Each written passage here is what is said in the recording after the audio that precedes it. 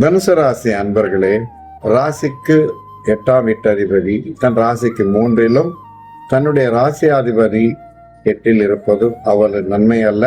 இருப்பினும் 3ல் இருக்கும் சந்திரன் ராகுவோடு இணைவதால் டிரான்ஸ்டாண்டல் எனும் பகுத்தறிந்து தன் செயலை வெற்றி பெறக்கூடிய காலம், அதாவது ESP என்பார்கள், எக்ஸ்ட்ரா சென்சரி பெர்செப்ஷன், இவைகளை பெற்று அன்றைய நாள் சில பல நன்மைகளை காண்பார்.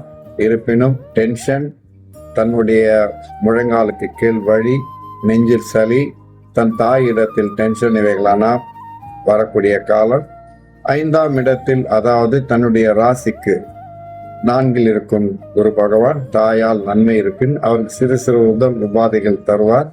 தன்னுடைய ராசிக்கு 6ல் விலகும் சந்திரன் அல்லது செவ்வாய் இருப்பினும் அவர்கள் மூலம் ஆதாயம் உண்டு. இது ஒரு வகையில் தன் 4ஆம் பார்வையால் செவ்வாயை பார்ப்பது ஒரு பிள்ளைக்கு நன்மை கூடும்னால், இக்காலகட்டத்தில் சுபமே ஆயினும் கவனம் தேவை.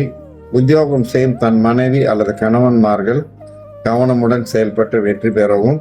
இது புதாதித்ய யோகம், தெய்வ வழிபாடு, தர்ம காரியங்கள், அன்னதானம், அனாதைகளை ஆசரித்தல், இவைகள் மூலம் நன்மை கிட்டும்.